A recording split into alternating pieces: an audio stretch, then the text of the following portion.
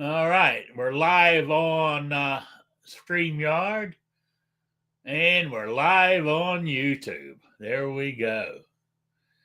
We're in business. Welcome to Rick's Life as I See It. Wednesday night, 7 p.m. Eastern, the only time zone that matters. It's good to be back. Um, uh, got a lot to talk about, really, if you want to hear it. But otherwise, I can ramble on. So I'm just waiting for people to show up. I got a couple of people. I know there's some lurkers out there because it's showing me that I got more people in the room than I've got in the chat. So there we go. But yeah, so I'm trying to think what's been happening. Not much. It's been getting cold in the mornings here. We've been in the low 40s. But it heats up into it's getting up into the 70s during the day. So, at least, it's dry. Oh, tonight is meant to be the first real heavy frost tonight of the year. Real hard one is what they call it. Excuse me. So, does that mean winter's on its way? Or that means after the first hard frost, you can eat Brussels sprouts. You can pick them and eat them. If you like Brussels sprouts, that is. So,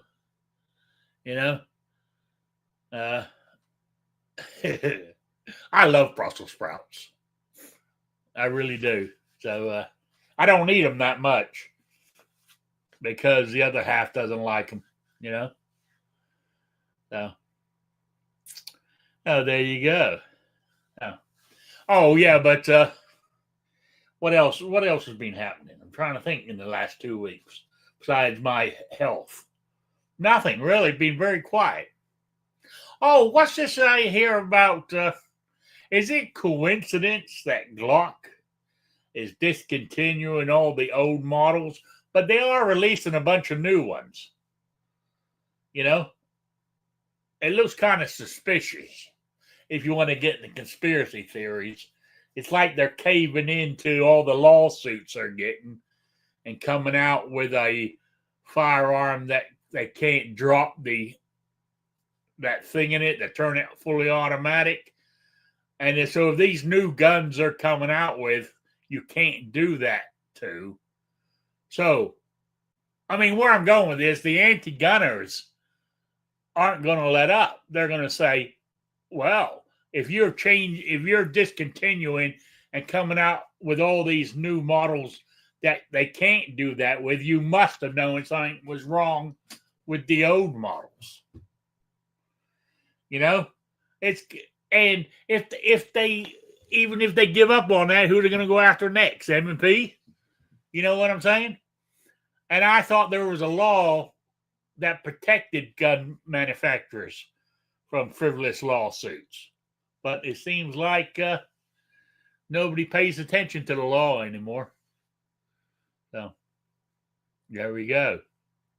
Anyway, let me, to everybody in the chat here, let me introduce my panelist I got at the moment. It's the one and only New York Outcast. How you doing?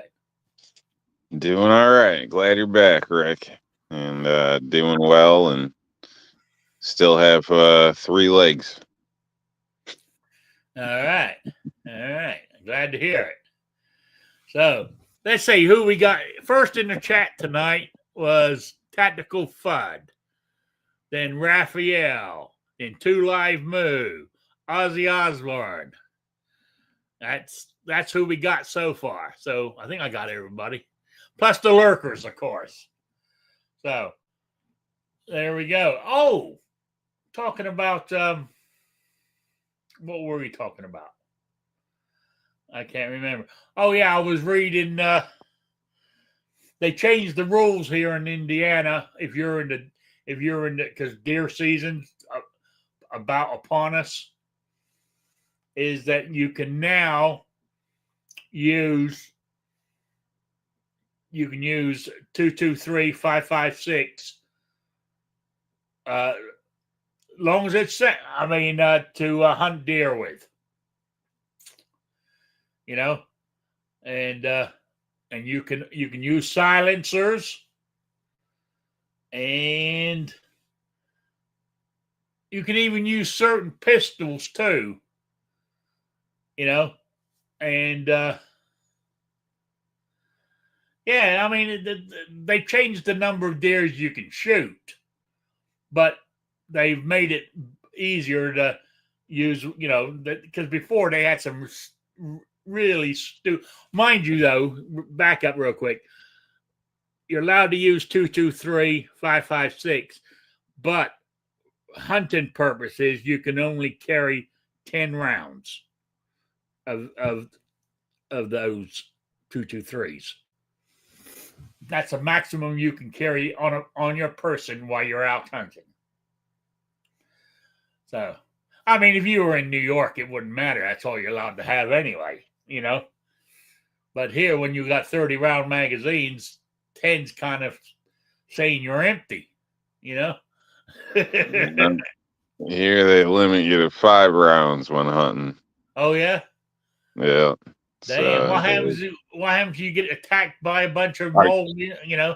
Shit. Actually, I think it might even be 3 rounds. I think it's 3 rounds, not 5, because a lot of there's shotgun hunting and stuff. A lot of shotguns come with a plunger in them that stops it, so you can only put 2 rounds in, I think. So you'd have 2 and then 1 in the hole. So, and obviously for defensive purposes or whatever, you'd pull that out. But they come standard with them in New York State. So, yeah, they're pretty restrictive. So I don't think they really care what happens to you if you got an that's issue. what I was saying, because if you're standing there waiting for your deer to show up, and all of a sudden a goddamn whole wild boars come running out of the woods, about 15 of them, and you got 3 rounds,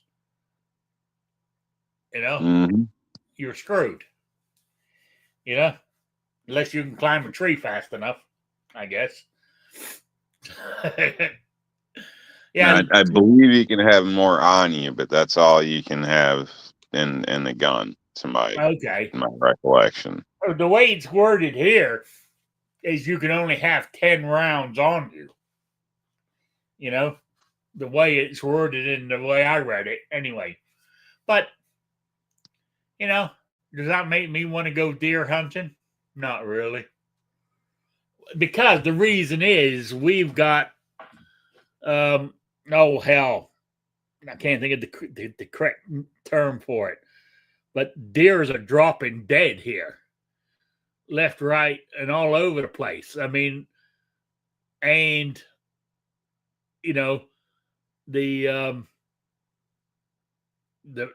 meat, you eat the meat, it can, whatever the name of it is, can be passed.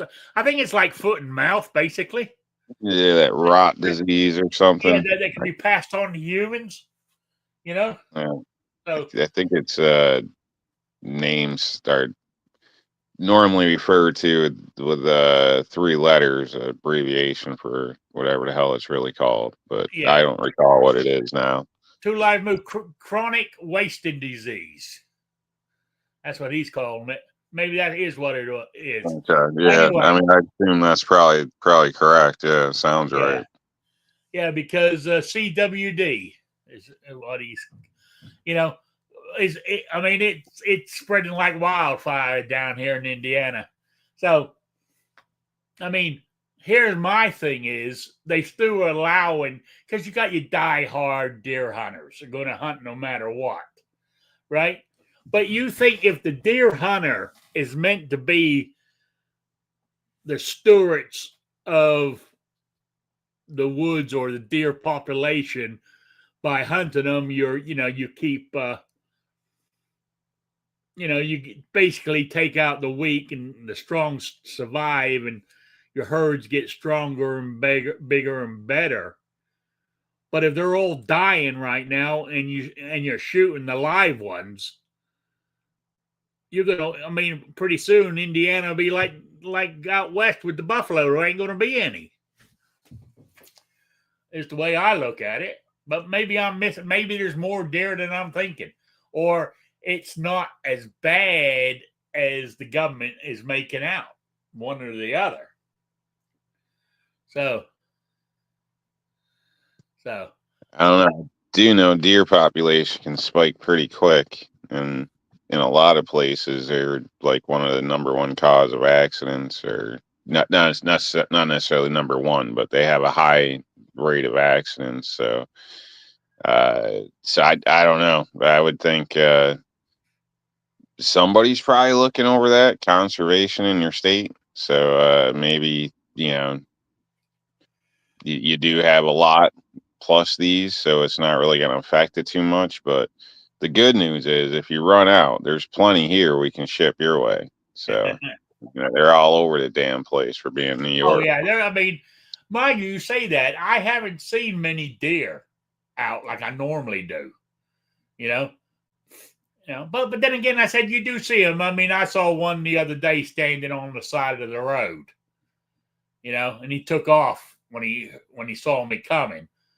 And of course, you always slow down because you see one deer. There's normally another one or two hiding around somewhere else. Actually, and there was another one. Another one shot out of the bushes on the other side of the road. And there was one standing in the ditch. He saw me. He turned around and took off into the woods. There was one on the other side of the road I didn't even see, right? Took off and ran out right in front of me across the road to get into the woods. If he had stayed right where he was, nobody would have even seen him. He had more. I mean, he's lucky I didn't hit him. But because I slowed down, because I know the old thing, if you see one deer, there's normally another one around somewhere. So rarely ever travel they normally travel in groups. So there you go. What can I say? Ozzy says he sees deer all the time in Southern Illinois. Yeah, yeah. I mean, I haven't seen as much deer this year so far than I have in the past. Oh, they're out there, and I mean, I'm not saying they're not out there, but I haven't seen them as many as I normally do. But then again, am I looking for them? Not really. The only time I really see them is if they're near the road. I'm not out looking at the hillside in the woods to see if there's any deer around. So plus, I'm not out at I'm not out at the right times when they're out and about, because it's normally in the mornings and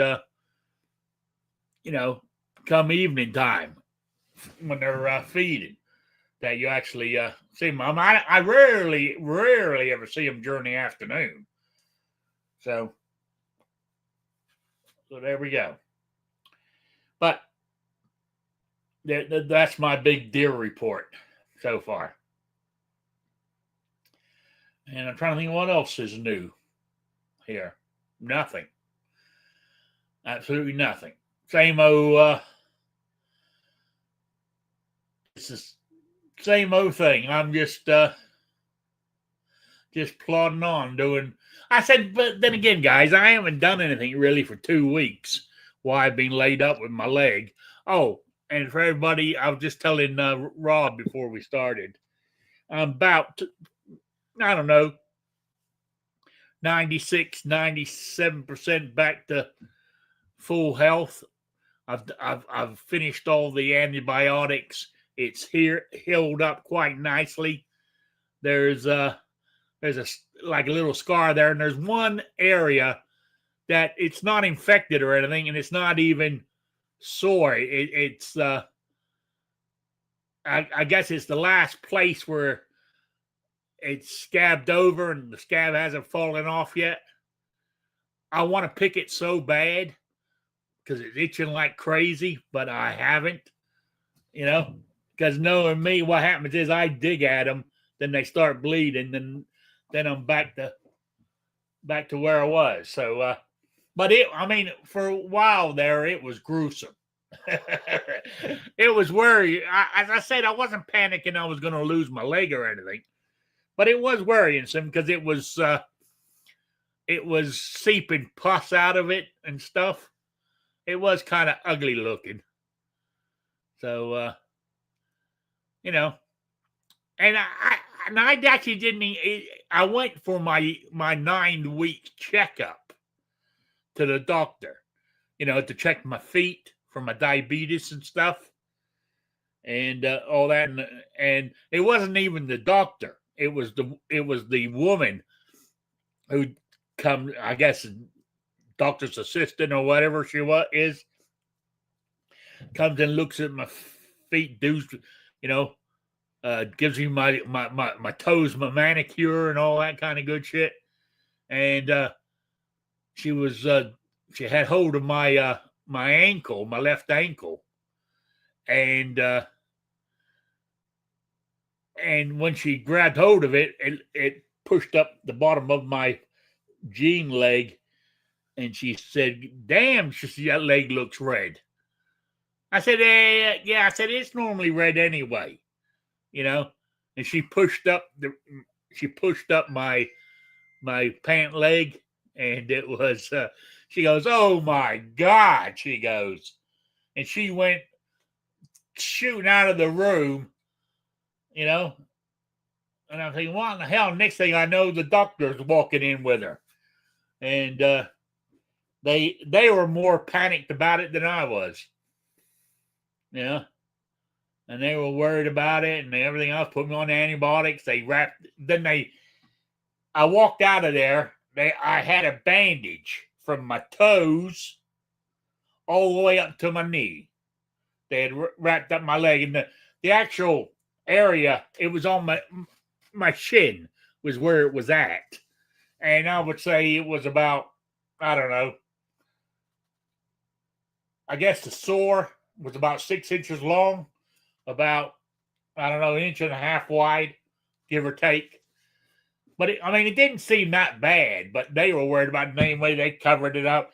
And I said that bandage from my toe to my knee was a compression bandage they stuck on over the top of all the other stuff, and to keep the swelling down. Well, after about, I said that was when was that? A Monday I went. Yeah, by that following Friday, and then of course I canceled the first week show because that was Monday, Tuesday, yeah, and I was laid up on the bed there, keeping my leg elevated. But by Friday, the pain was excruciating, and we had to dress the bandage every day at home here. So when we done it, when we took the bandage off Friday morning, it was, oh God, it was soaking with all the gunk out of it, and it was running down my leg and all kinds of shit. And I said, well, I better go to the doctors, I guess. I called them up and said, "Do you want me to come in there, or do you want me to go to the emergency, the urgent care?" They said, "No, come on in." So I went back to my normal doctors and my foot doctor, and he took it. He said, that has got. He said, I'm going to have to put you on a stronger antibiotic." I said, "Okay." He said, "Can we take?" He said, I want to find out what bacteria is in there."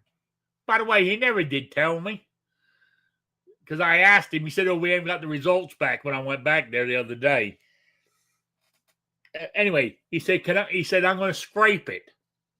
He said, "I'm going to scrape a little bit off before we can go get it analyzed." I said, "Okay." He scraped the whole goddamn thing. It was like he scraped it clean, then slapped the bandage on top of it and sent me on my way. God, that damn did that hurt. Because it was basically peeling off the skin and everything else off of it. Jesus Christ. That hurt worse than the actual pain of it itself. But anyway, he put me on this other antibiotic. I mean, I can't think of the name of it. All them goddamn names confuse me. But all I know is the damn thing was like a horse pill. It was enormous. And I had to take that twice a day. So it seemed to have done the trick because it's all healed up now. So I'm back. So there we go. Not to sound insensitive, but how's the 308? The 308's fine. It's fine. Okay. That's what caused the problem. Did you give it a good cleaning? Make sure it's not all infected or anything? You know, I checked it to make sure it was okay. There was nothing on the stock where it scraped down my leg. You know. All right. Now, were you like mean to it or something, or you know, were you talking crap? What was going on? I was just moving it, and I was holding it by the barrel, right, as I was moving it, and it slipped, my leg just had, of course I'm wearing shorts, so I don't have. I mean, if I had a pair of jeans on or something, it would have just hurt hitting my shin. But since I didn't have it just scraped the skin off of my shin is what started it all. And I had already dinged my shin earlier with all that moving around of furniture I was doing. So it was already hurting anyway. Then getting the 308 to slide down my shin just added to the aggravation that I had going on. Yes, the bandage had to be changed every day, Vanessa. And I can't think of the name of the stuff they gave me right now. The bottle's in the empty bottle, I think, is in the other room, unless you threw it away today. What in the hell was the name of it? I can't think of it now, but it was yeah. Anyway, so I said we changed the bandage every day and wrapped it up and had to put that compressive bandage on it every day. You know, it was a real pain. It was a real pain in the ass doing it. It really was. You know,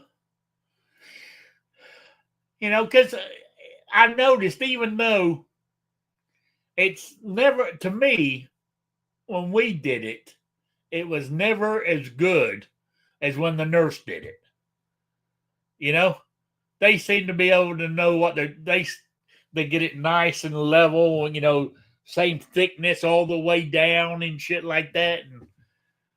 And when we did it, we never, you know, it was good enough, but it just didn't look as good as when the nurse does it, you know? Yeah. So there we go. Your bandage? What? Your bandage didn't look as good? No, it didn't look as professional looking when we did it ourselves. Yeah, that's the nurse probably does that 10 times a day. You know what I mean? So yeah. Don't hate on yourself for it. You know, maybe practice if you got extra stuff.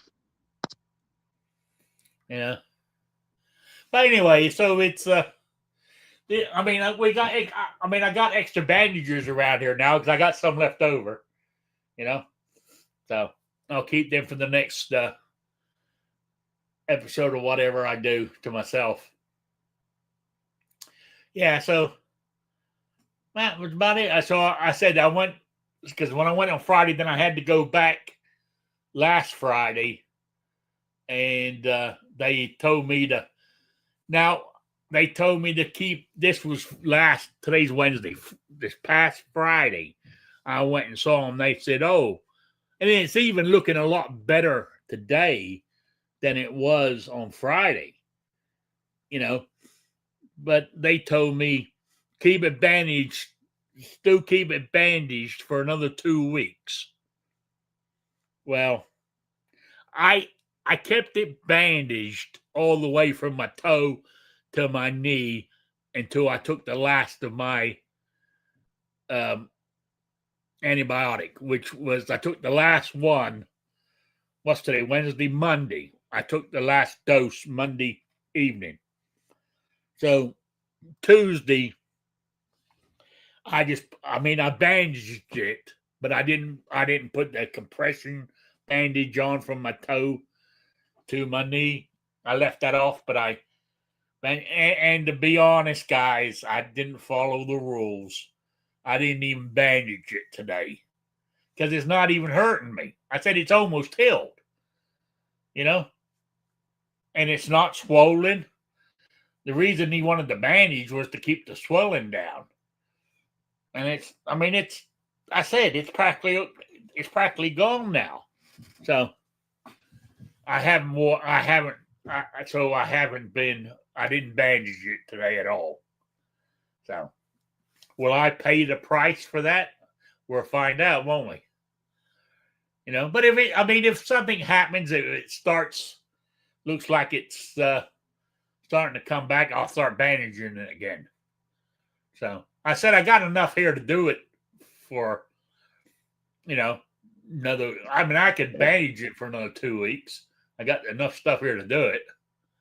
Yeah.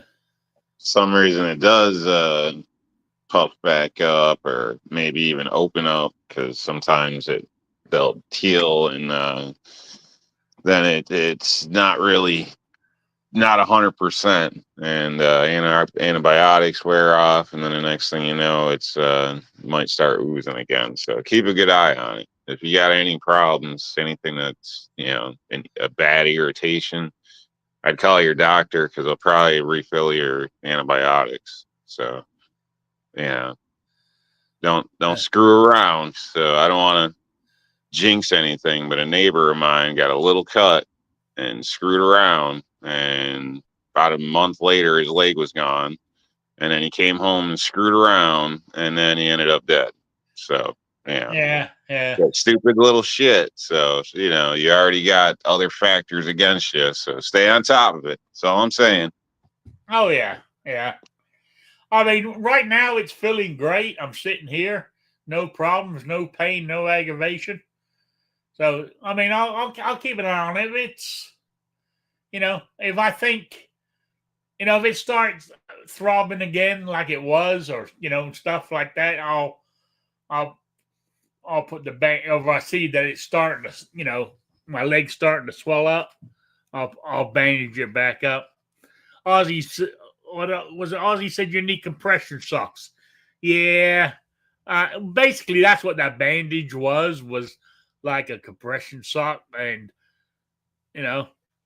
I hate wearing those things. They gave me some to wear when I had my hips done, that I was meant to wear to keep the swelling down and all that shit. They told me to wear them for 2 weeks. I lasted about a week before I didn't put them on.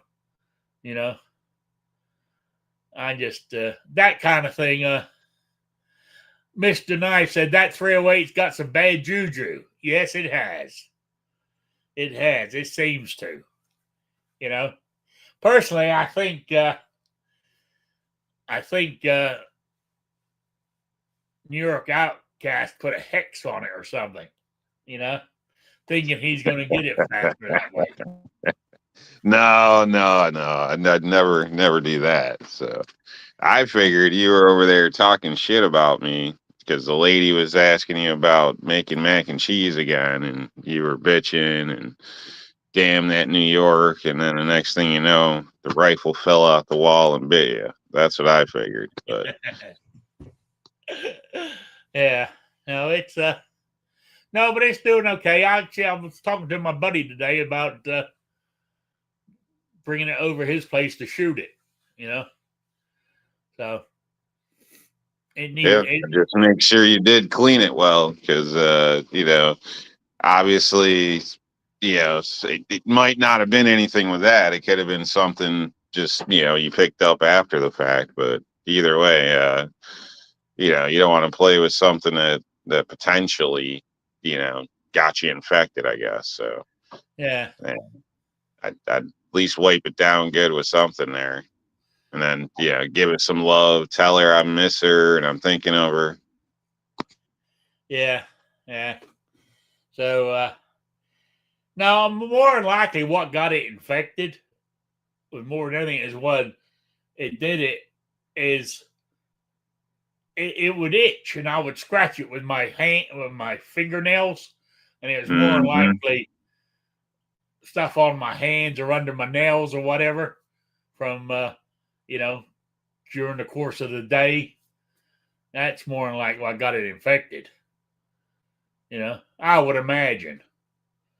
So Very possible. yeah. But he never did tell me what virus he found underneath it when he scraped it. But whatever. I'm trying to think of the antibiotic he gave me. Damn, I can't remember it now. But it was. I mean, I know it was strong. I mean, so anyway, there you go. I'm all healed up, back almost as good as new. So, yeah, I can't. I don't. Hell, when it comes to see, I've mentioned this before in the past.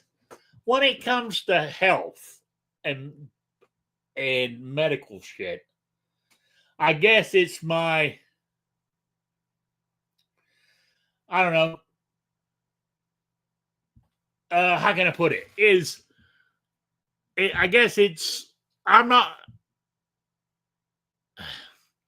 I trust I trust my doctor. Let's put it that way. Right? And if they said this is what you got to do, this is what you got to take, I do it. I don't even question it. Right?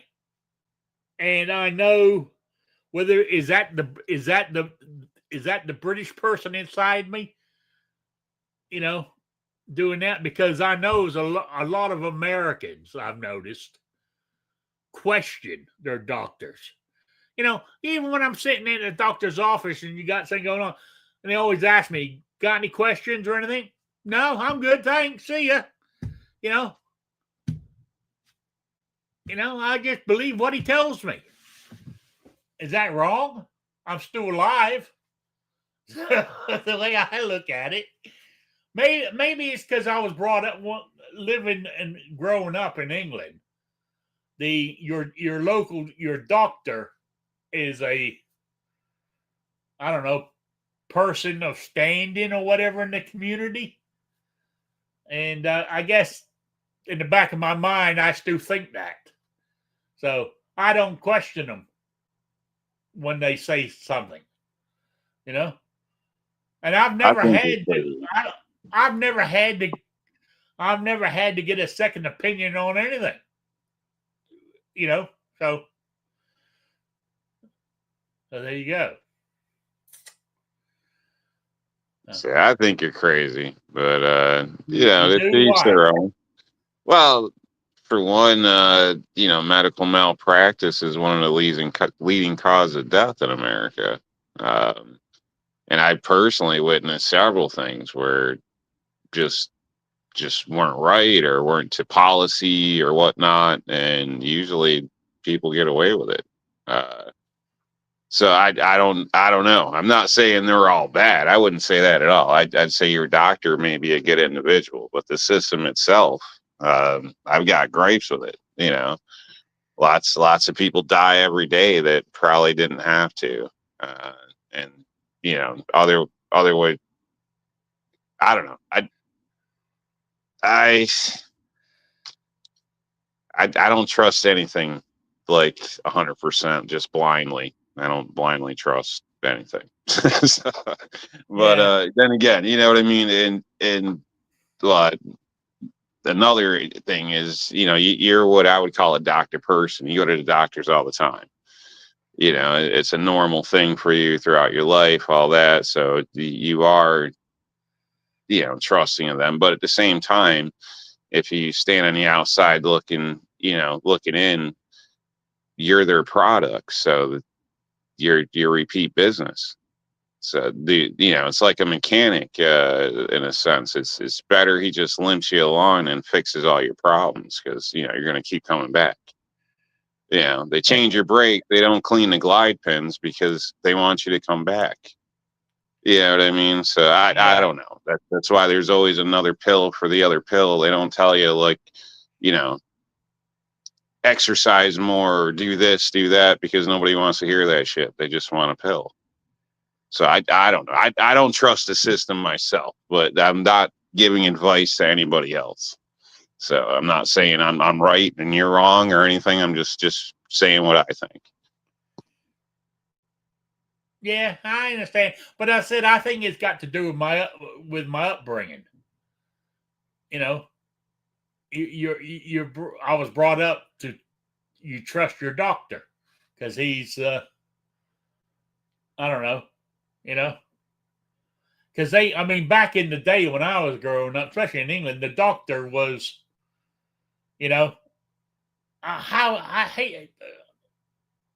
He's no better than me and you. He puts his pants on the same, but I guess because technically he's an educated man or whatever, how they ever used to judge him back in the day, he was, like if you had to go get something signed, like I know in England, like for argument's sake, I remember that if you wanted to, even though I wasn't into firearms or guns over in England, like if you even wanted to own a shotgun back in the day, when I'm talking about the 70s, 80s time, you had to get,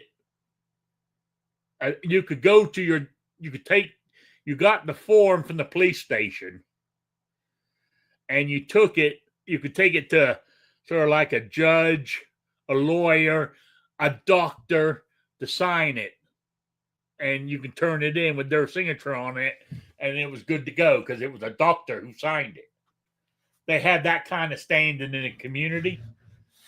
That's what I was brought up with. So when a doctor says this is what's wrong, this is what you need to take, I just take them at their word. Maybe I am being gullible. I don't know, but hey, I'm 69 almost, and I've lasted this long. So, yeah. What can I say? Yeah, I think we should be able to trust our doctors, but I think it's been proven in a lot of cases they have motivation in some cases to push things that may not necessarily be to your best benefit. Maybe it's not going to hurt you, but they get a little kickback if they hand out these samples or run this, whatever it is. So I don't know. And then they're so busy working. Let's say they were, they believe in the oath, do no harm, all that. Well, 5 years in, they're still probably paying off debt, working their ass off, barely making money.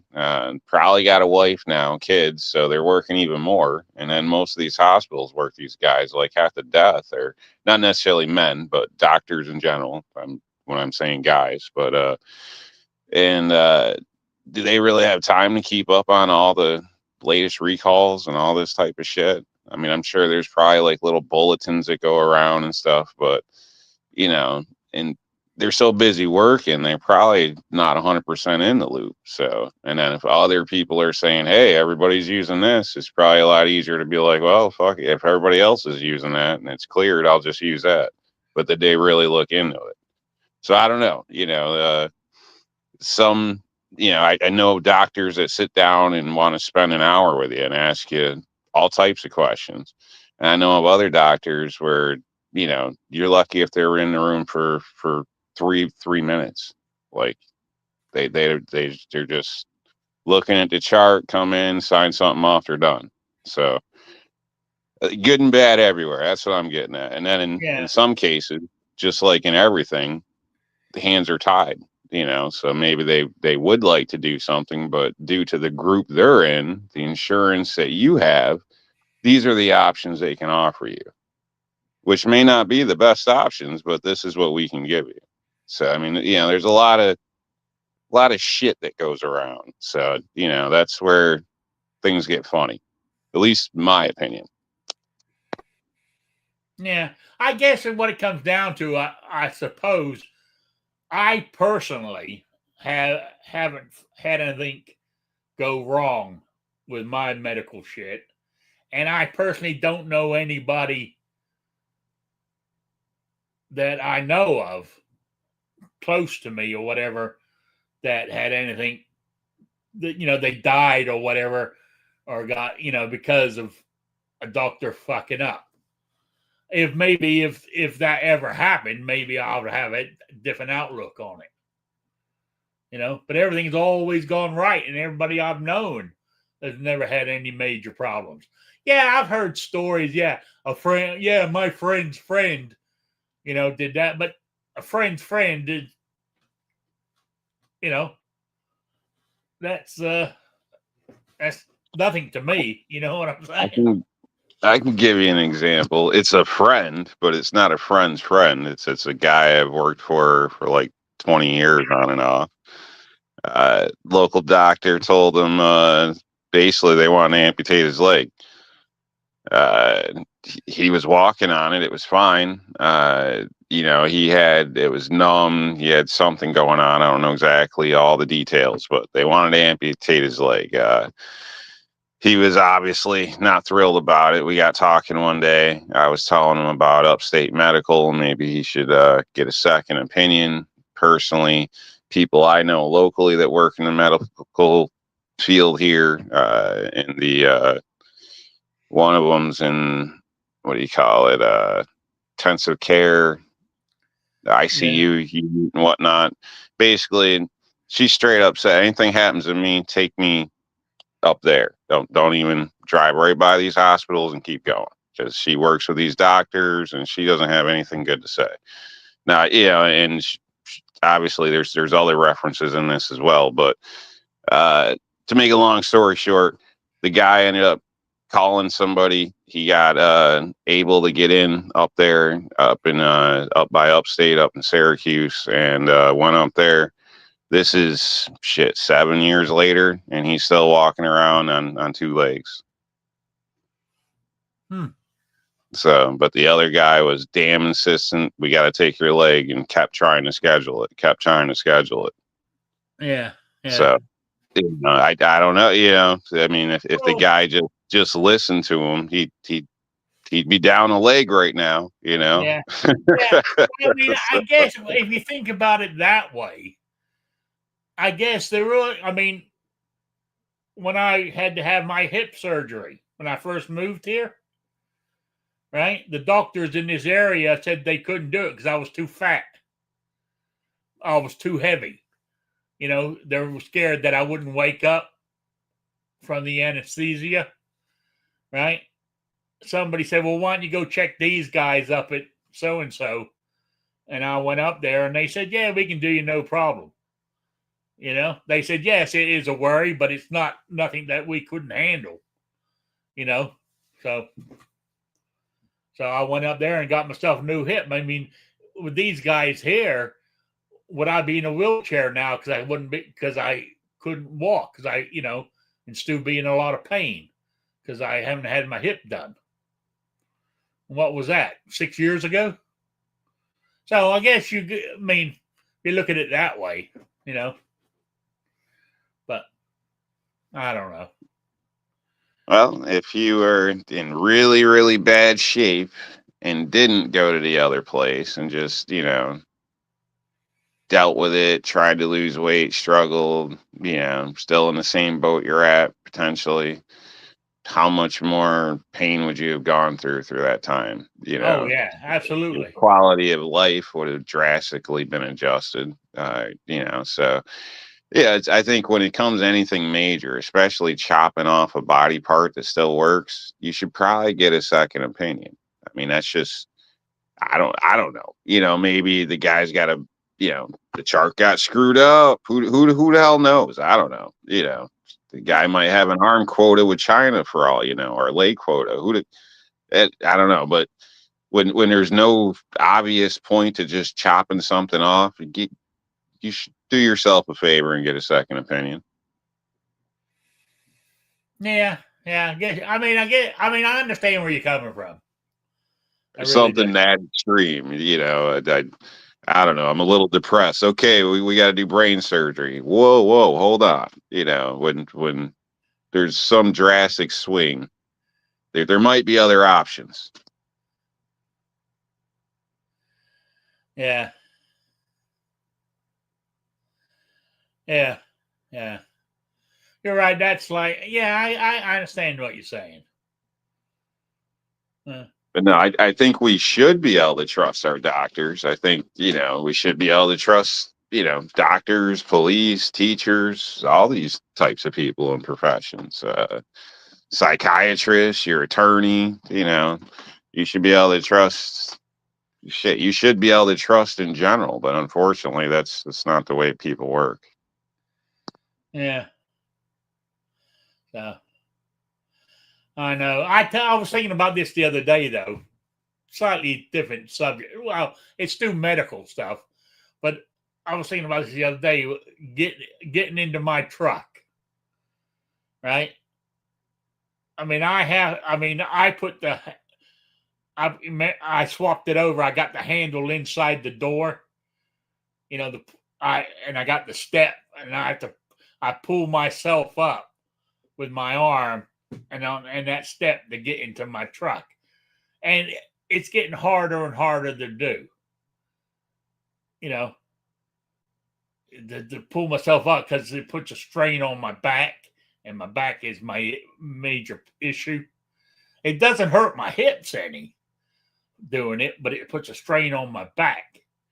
And I'm thinking, well, I might have to get a car, but I do love my truck, even though it's old and rusted. I don't. I tell you what. I found it the other day. Because before I had my hip surgery, I had a step that I would step onto the step onto my step on my truck, then slide into my truck. I found that once I got my hip done, I didn't need that anymore. But I still got it. I found it the other day out in my shed because I had a piece of rope tied to it because I would step onto my side step, slide into the truck. And what I do with the rope, I would whip it around my door handle before I got in. And once I was in, I would take the rope and I would lift it up to lift it inside the cab with me. Where I had it, if I didn't leave it there, I took it with me,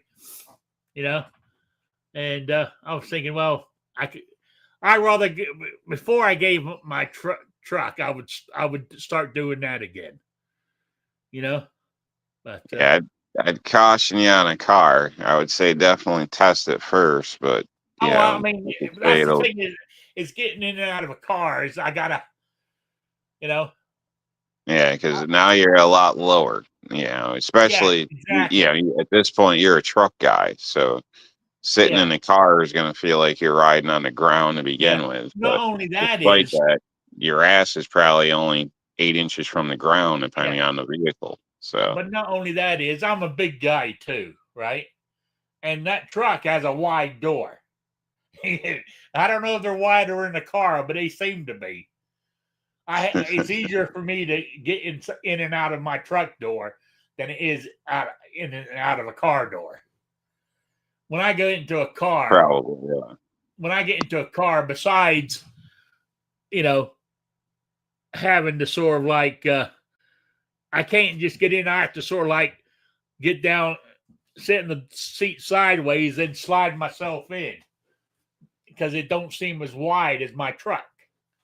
my truck, I can just, once I'm up there, I can, and once I stepped on the thing and pulled myself up, I just put my leg inside and slide right on in. I can't do that in a car. Very rare. The only thing I've been able to do it in so far is my friend's town and country van, because she's got big wide doors on that thing. The only thing is, it's still lower than my truck. I still have to sort of like duck myself down to get underneath the door. You know what I'm saying? Yeah. It'd be hard to go anything else but drive a truck now after all these years. Yeah. If you could find like one of those older Crown Vics or something like that, it'd keep you in the Ford family. They're known to run forever. Find one, something I'd probably get a used one if you could find one with just still 100,000 on it or something. And those things will run a couple 100,000, 2-3 easy, and you don't even drive. So it's a big boat, bench seat, plenty of room, something like that. Cheap, affordable parts are still out there. There's a couple known problem, like valve covers are plastic on certain years, but they got aftermarket. So a couple little things that aren't major deals. Yeah. But right now, even though my truck's rusted, mechanically, the engine is perfect still for a Ford. Reinforced seats. So, I mean, I don't plan on getting rid of it anytime soon, but it's starting to show its age. Let's put it that way. I noticed though, when you open the passenger door now, what do you call it? Underneath where the door step is, it's starting to rust out. Rockers. What? Yes. Rocker panels. Yeah. Yeah. You can get them fairly cheap, but getting them installed and making it all look good is where it gets starts adding up. Yeah. Hell, I'd rather put some in there and just put them in primer and leave it at that. There you go. Just cut out the old stuff, leave it a little small, rivet it on, rhino line the whole bottom half, and it'll blend right in. Yeah, exactly. Hell, I've got part of my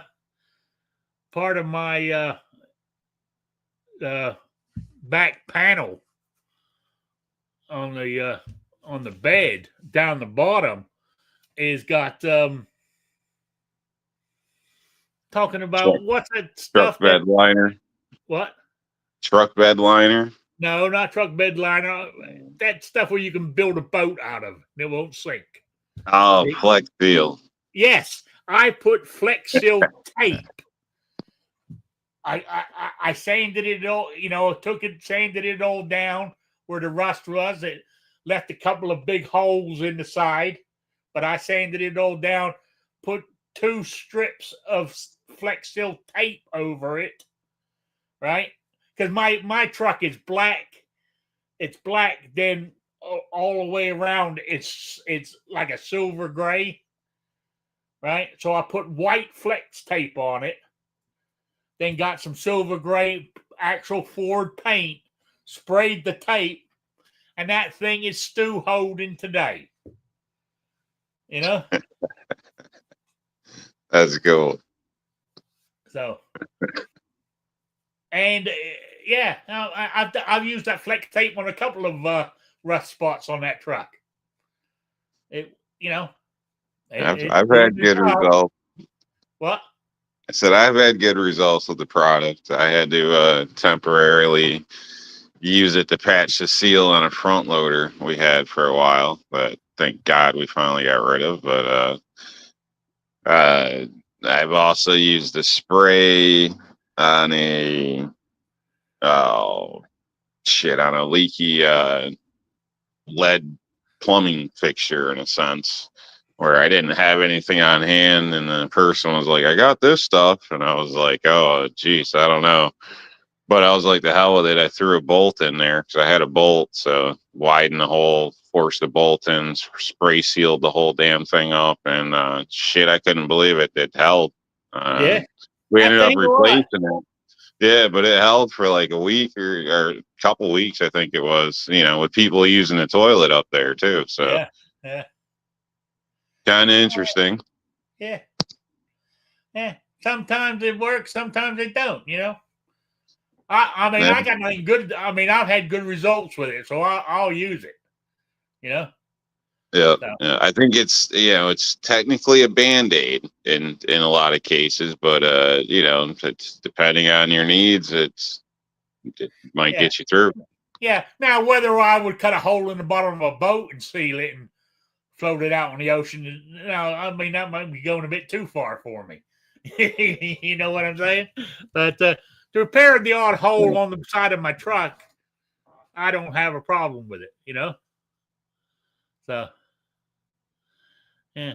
Damn, an hour has gone by already. Jesus Christ. And I haven't even gotten to my first topic yet. Oh, well, I'll save them for next week. Wow, I should be back next week. Now, I know you guys, I haven't given you the quiz question for 2 weeks because I haven't had any. I haven't had any. What's the word I'm looking for? Any answers to my quiz. I have to look to see if anybody did answer it. I can't remember now. But anyway, let me give you my quiz question before I forget. Where in the hell, what did I do with it? Oh, yeah, here it is. I remember. Now, the quiz will be drawn on the first Wednesday of November, which will be the 5th. Guy Fawkes night, if you live in England. Now, that is a silly, it's not a government holiday or a federal holiday, but it's something they've done for hundreds and hundreds and hundreds of years. Is they celebrate Guy Fawkes night.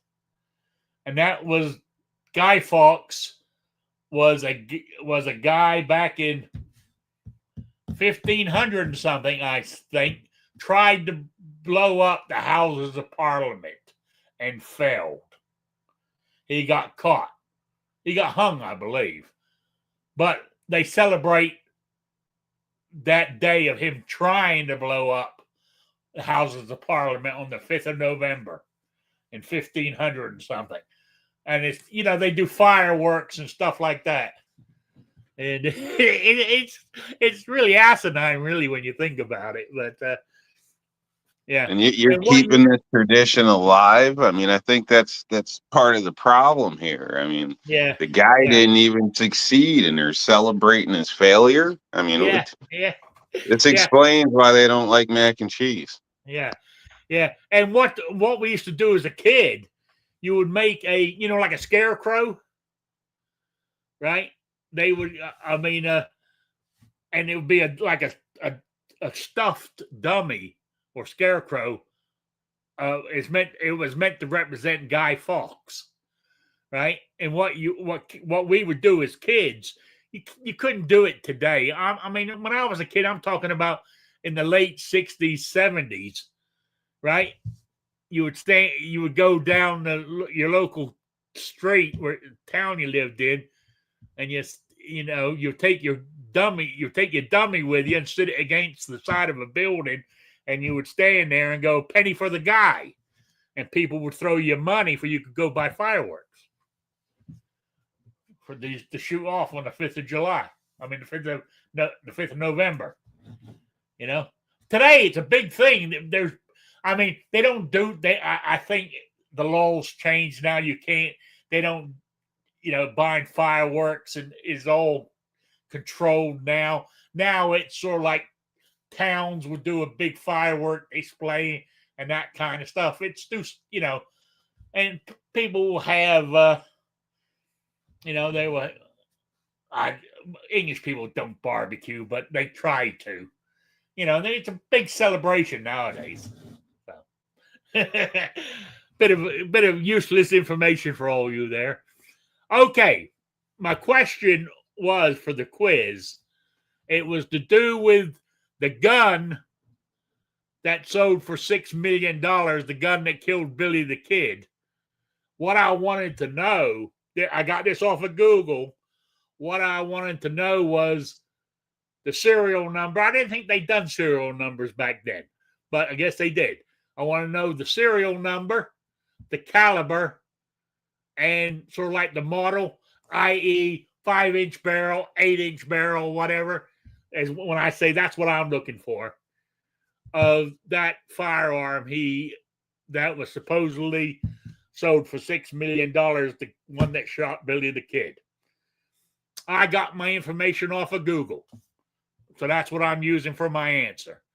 Get it into me by the 5th of November, and you'll be in for the swag pack.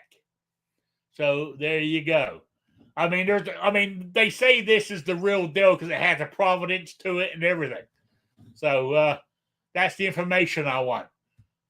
Caliber, serial number, and sort of like the model, i.e., the 5-inch barrel, the 8-inch barrel, or whatever, is what I'm looking for. Email me at rickslifeasiseeit@gmail.com or spottedrick@gmail.com. Get it into me by the 5th of November, and you'll be in for the drawing. And you still got still 2 weeks away, so you still got plenty of time. So there you go. All right, where are we at? Oh, Gizzard Gary, I'm about ready to call it quits, and you finally show up. You know? Yeah, there. I tell you. I'm sorry, but I'm about ready to wind it up here. So, with that, have you got anything, any profound, is it profound is the word I'm looking for? Thoughts or closing arguments or anything you wish to state there in New York Outcast? Well, I guess with the recent addition, I would, tell Gizzard Gary there that the early bird gets the worm. You showed up late, man. So Rick's gonna have to take a point off from your chart, I guess. So, Yeah. But yeah, other than that, I'd say everybody be careful when you're cleaning up around your house. Don't get assaulted by your firearms. Make sure you eat a salad. Stay cool. Dodge the landmines, and hopefully we'll see you next week. All right. Oh, talking about that, I've had a couple of salads over the last week. Thought I'd just let you know, So there we go. See, it's taken years, but Rob's advice is finally sinking into my brain, there you go. Mind you, I ruin it because I'll pour zesty Italian dressing all over it. I like Italian too, but you gotta. You only need so much. It's just gotta have the flavor. It doesn't have to be soup or a bowl of salad cereal. Yeah. By the time you finish the salad, you need a spoon to scoop out the dressing. Yeah, I've seen people do that with ranch, which is just like I don't know. It seems like it makes it a different meal. You put so much in there, it's just literally like you might as well just grab a chip and use it as a dip or something. I don't know. You got a good point there. Yeah, I know what you mean. Yeah. So with everybody in the chat, I'm going to call it a night because I'm going to go throw some. I don't know if I'm debating whether to have hamburgers or bratwurst on the grill. I got both.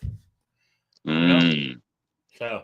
Well, bratwurst is B's second in the alphabet. So I guess if you want to go alphabetical order, you could do that. Yeah. I had homemade chili tonight with some Italian bread and butter, and it's pretty good. Pretty good. I got to say, I've trained her well. Yes. That does sound good, actually. So, anyway, with that, I'm going to say thank you to everybody for showing up in the chat. I really do appreciate you stopping by and hanging in there with me. If you ever got anything you want to talk about, send me an email. We'll bring it up as a topic or whatever. And I might not say stuff, but I do read most of the chat, what's going on there. So I might not say anything, but I do read a lot of it. So with that, I want to say thank you for being here. I really appreciate it. And I said, I'm 96, 97% back to normal with that kept me out for 2 weeks with my infected leg. And I'll be back here next week at 7 p.m. Eastern, the only time zone that matters. So with that, I'm going to say good night, everybody. Thanks for being here. Good night, Sabrina.